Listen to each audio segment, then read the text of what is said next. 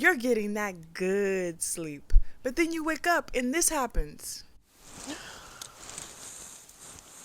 Oh, I had the weirdest dream, but I can't remember any of it. Why are you guys in my room? Or this. I remembered my dream. Okay, part of it. Okay, one thing. I remembered this life-size teddy bear traveling with me wherever I went. It was actually quite terrifying. And that's what we all do, isn't it? Wake up and forget 95% of our dreams according to studies, and never give it a second thought. Who would? That's not the norm. Not truly realizing the power that dreams really hold in our lives.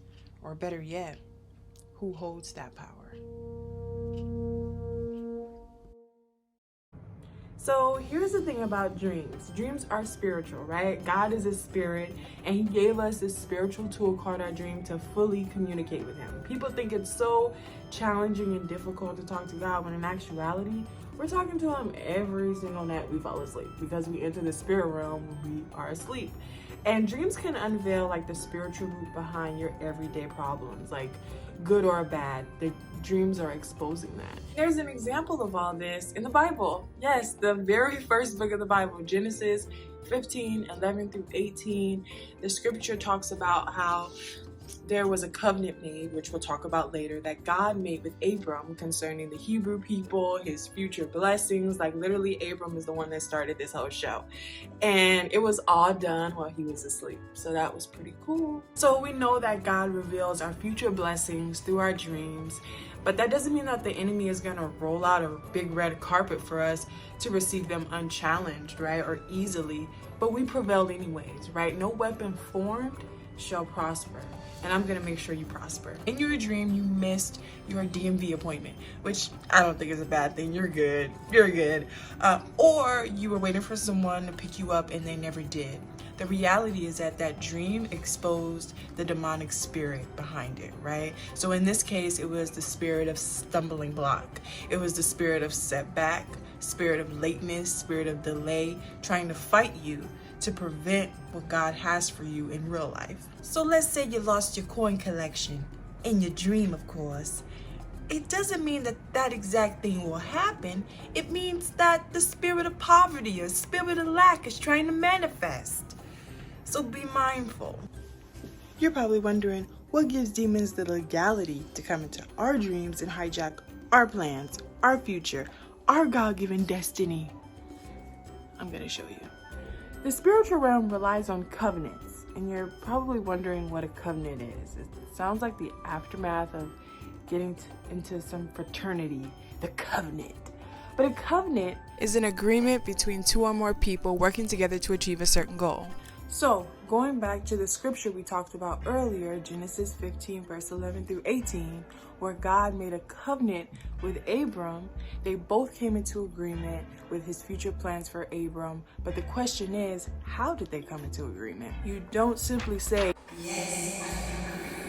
Signs that a covenant is occurring is maybe you being asked to sign a contract or sign your name, but you having absolutely no idea what you're putting your John Hancock on. Another indicator could be you showing physical affection to someone that you know in real life, but in the dream, it's a familiar spirit. So it's important to speak up or be mindful in your dreams. I know that's kind of difficult because we are probably living out our fantasies or our greatest desires or our fears in our dreams, and it's hard to really know if it's actually happening or if it's a dream while the dream is happening. Now here's where it gets crazy.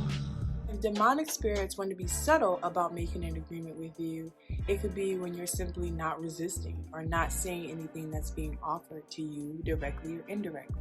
So not speaking up when odd things are happening or not resisting could simply be you making an agreement. It's that easy in the spirit realm. So you're probably wondering, how do you avoid having these demonic spirits from stealing your destiny? And the answer is prayer. I would suggest praying immediately after you wake up and object your negative dreams with renouncing and canceling any demonic covenants or any of it from taking shape in your life. Along with praying for that, I would also come into agreement with what God has planned for you, because if you don't, you give legal justification for whatever happened in your dream to happen in real life. I would recommend checking out Kevin L.A. Ewing's app. He has several prayers about dreams, evil covenants, generational curses, favor on your life prayers, basically everything, and I use it all the time. Having constant negative dreams is common but not normal, and one of the ways to avoid having negative dreams is by fasting. Fasting activates something that can really change your life. Check out The Secret to Fasting.